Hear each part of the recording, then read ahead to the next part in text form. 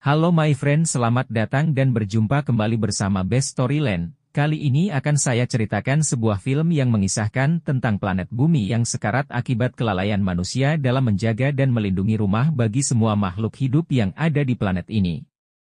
Hanya segelintir orang yang masih memiliki hati nurani di masa apokaliptik tersebut, mampukah mereka bertahan atau mampukah mereka tetap menjadi manusia?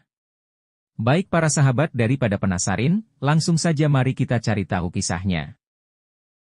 Ketika bumi tengah baik-baik saja, manusia terlalu sibuk dengan kepentingan pribadi dan diri mereka masing-masing. Mereka mengabaikan kesehatan lingkungan dengan merusak alam serta mencemari air dan udara, bahkan membiarkan polusi meluas sampai ke lapisan ozon dan merusaknya, hingga pada akhirnya manusia sadar akan kelalaian tersebut.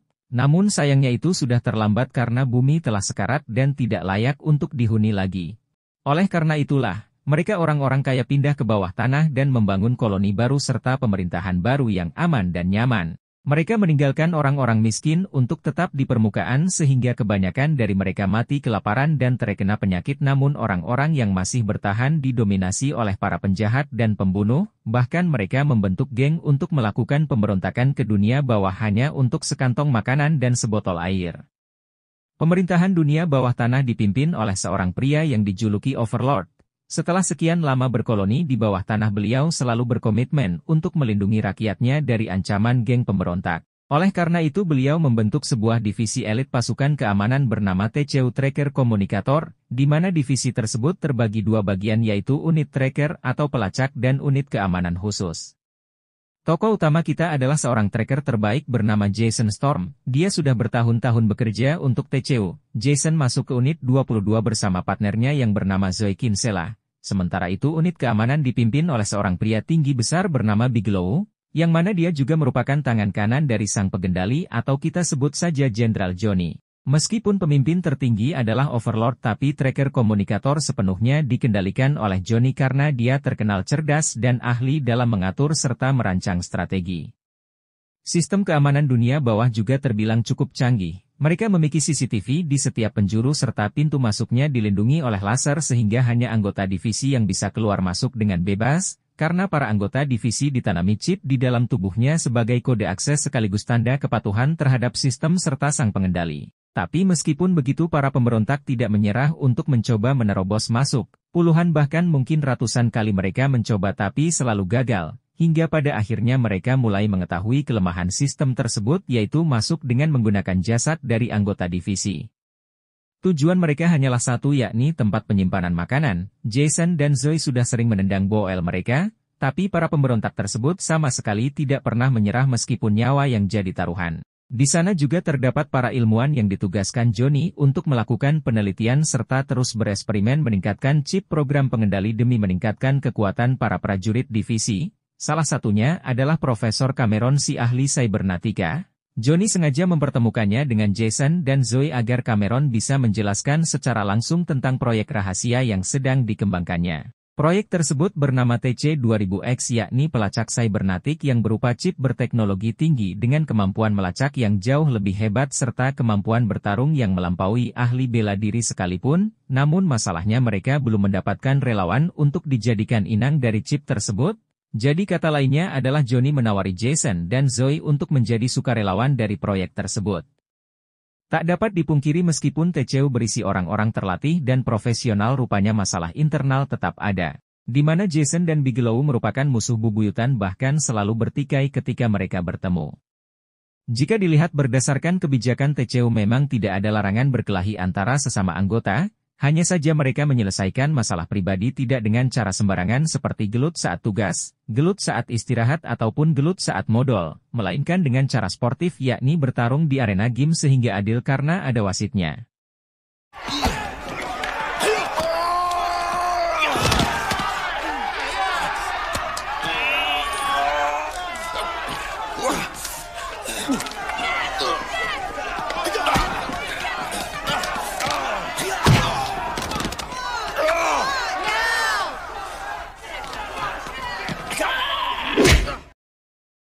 Terlepas dari masalah pribadi antar sesama anggota, ada sesuatu yang mengganjal di dada Zoe Kinsella, di mana hal tersebut merupakan konspirasi mengenai pernyataan Cameron tentang proyek TC-2000X. Zoe merasa bahwa ada yang tidak beres dengan dikembangkannya proyek tersebut dan mungkin saja dirinya beserta Jason akan digantikan dan ditendang atau kabar buruknya Johnny mempunyai rencana jahat terhadap orang-orang di dunia permukaan.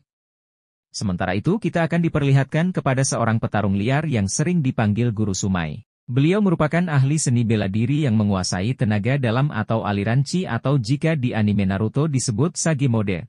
Sehingga beliau sangat disegani oleh para penduduk dunia permukaan bahkan orang-orang TCU pun sama sekali tidak berani untuk mengusiknya.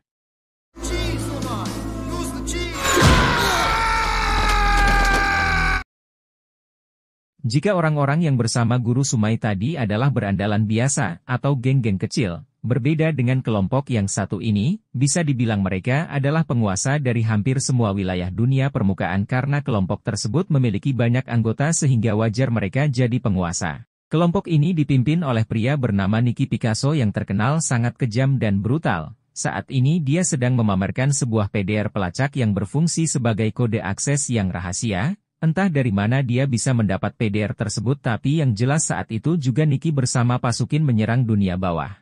Seperti yang sudah saya jelaskan bahwa tidak sulit bagi para pemberontak untuk masuk melewati gerbang laser karena mereka sudah mengetahui kelemahan dari sensor laser tersebut.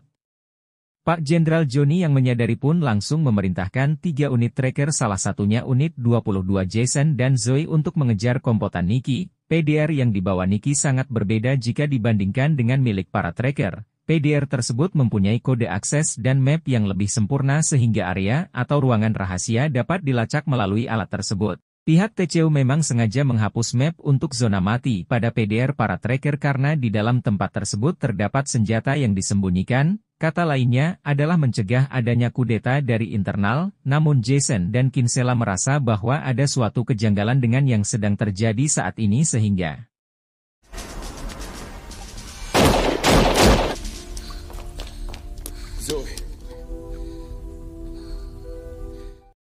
Sementara itu di tempat lain kita akan diperlihatkan kepada Guru Sumai yang merasa darah tinggi ketika melihat seorang ibu diperlakukan secara tidak baik oleh seorang berandalan. Guru Sumai memang tinggal di permukaan bersama para berandalan tapi beliau bukanlah seorang penjahat apalagi pemberontak.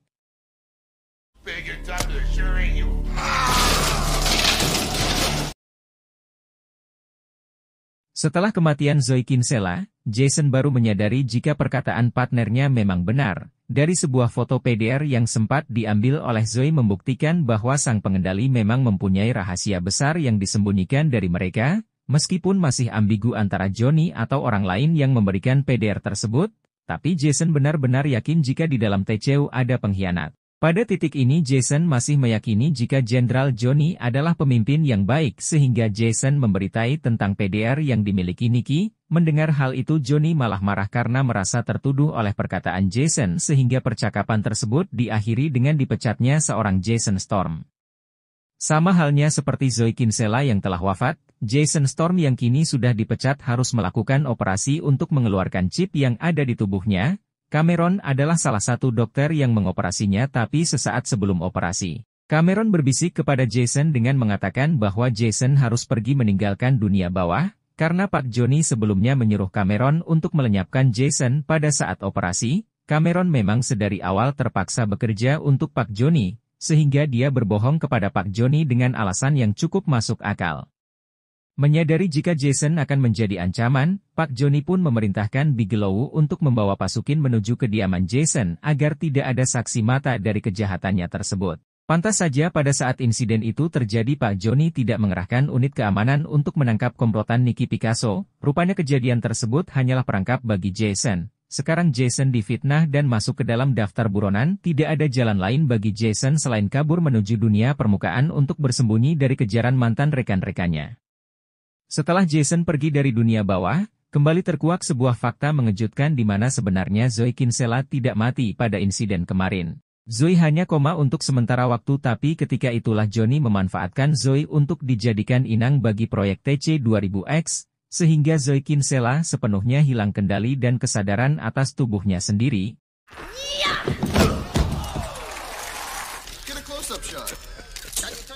Di tempat lain tepatnya di dunia permukaan, pertarungan liar memang menjadi mata pencaharian bagi sebagian orang termasuk Guru Sumai. Beliau sering melakukan pertarungan bahkan menjadi juara bertahan sampai detik ini, semuanya tak lepas dari sekedar memperebutkan sekantong makanan atau air. Secara kebetulan Jason saat itu berada di sana dan menyaksikan langsung kehebatan dari seorang master kungfu.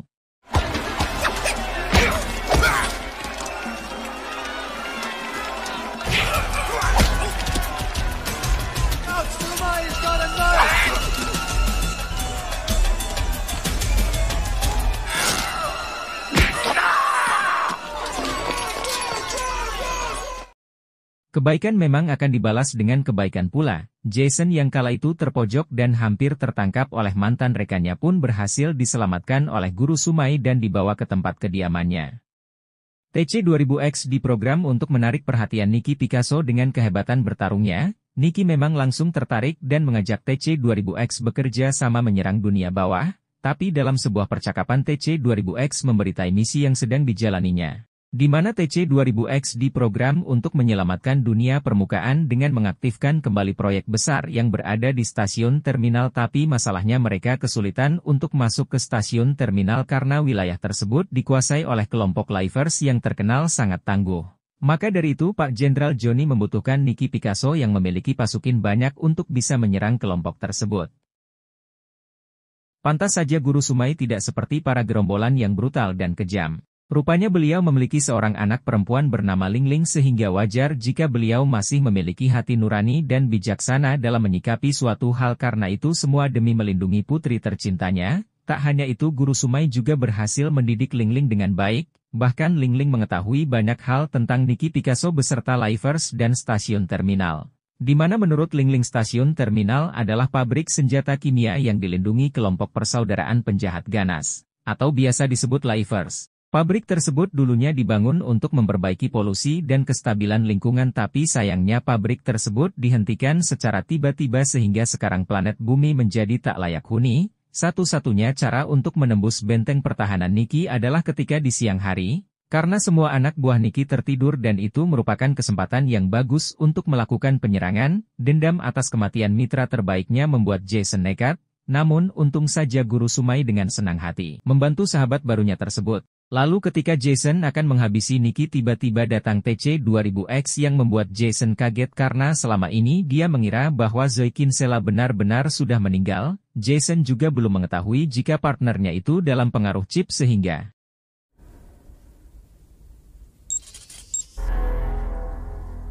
Zoe?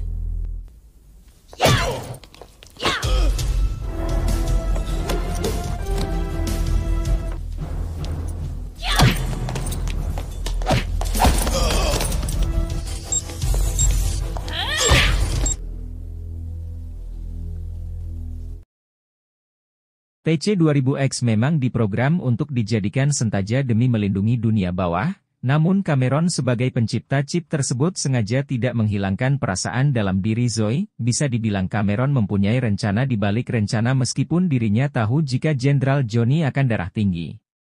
Jason dan Guru Sumai telah menyadari jika tujuan dari Johnny menciptakan TC2000X yang berkomplot dengan kelompok Nicky Picasso adalah untuk mengaktifkan kembali pabrik senjata kimia untuk menghancurkan dunia permukaan. Maka dari itu mereka berdua memulai latihan untuk meningkatkan kemampuan bertarung.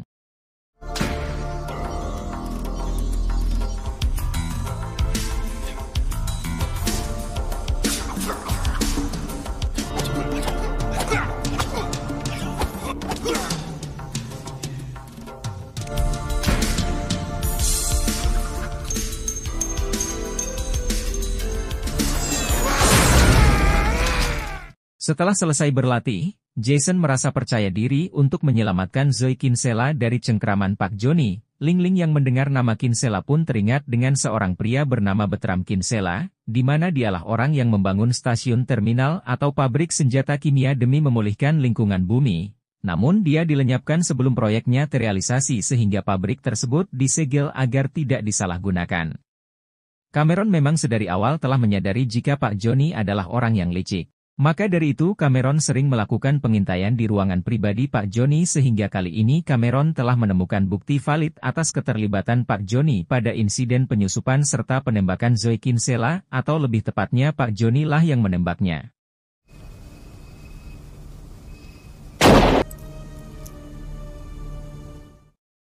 Meskipun Jason dan Guru Sumai telah berlatih dan menjadi lebih kuat, namun tak dapat dipungkiri mereka tidak akan mampu melawan Pak Joni beserta para pasukin jika hanya berdua saja. Guru Sumai dan Jason tentunya membutuhkan sekutu untuk membantu melakukan penyerangan. Oleh sebab itulah Guru Sumai bersama Jason mendatangi arena pertarungan liar untuk merekrut beberapa petarung yang berjiwa pejuang. Namun, untuk melakukan hal tersebut Guru Sumai butuh sedikit sebuah adrenalin untuk meyakinkan mereka.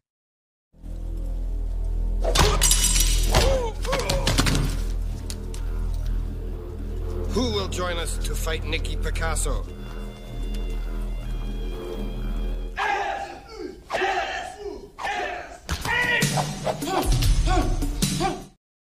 Singkat cerita, di hari penyerangan kelompok Lifers, sesaat sebelum memerintahkan serangan, Pak Joni dan Bigelow terlebih dahulu melenyapkan Overlord untuk mengambil alih kuasa penuh atas dunia bawah tanah.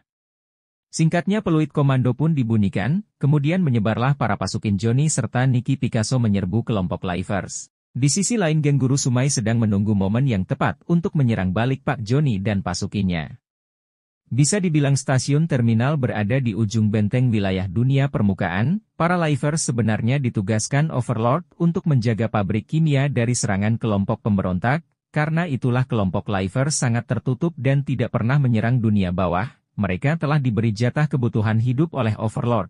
Tapi sekarang kekuasaan telah jatuh ke tangan Pak Joni sehingga Pak Joni berencana untuk menghabisi semua penduduk dunia permukaan hingga tak tersisa. Guru Sumai memang tidak pernah ikut campur dalam urusan dunia bawah tanah. Namun beliau memang telah memperkirakan bahwa insiden hari ini pasti akan terjadi. Guru Sumai selalu menyimpan semua informasi yang dia dapat di dalam ingatan putrinya.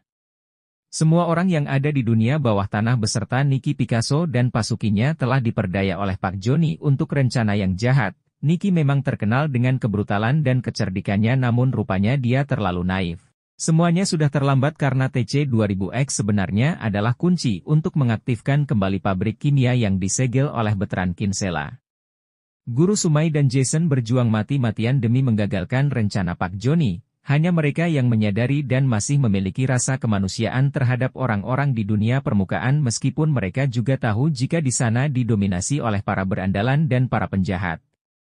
Seperti yang sudah dijelaskan, pabrik kimia ini belum sepenuhnya terrealisasi karena pengembangannya terhenti akibat Veteran Kinsella disingkirkan. Jika senjata kimia tersebut diaktifkan maka seluruh dunia permukaan akan hancur. Senjata tersebut seharusnya memiliki 6 unsur kimia, tapi karena hal tersebut pengembangannya hanya sampai 5 unsur saja, sehingga ketidaksempurnaan itulah yang akan menjadi bencana bagi permukaan planet bumi. You're trapped. Attention, the death launch mechanism has been activated. Procedures and report to designated safe zones immediately. You're in the surface world. I know. Where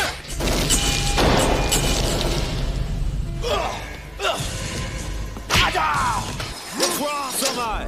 Is your little world falling apart?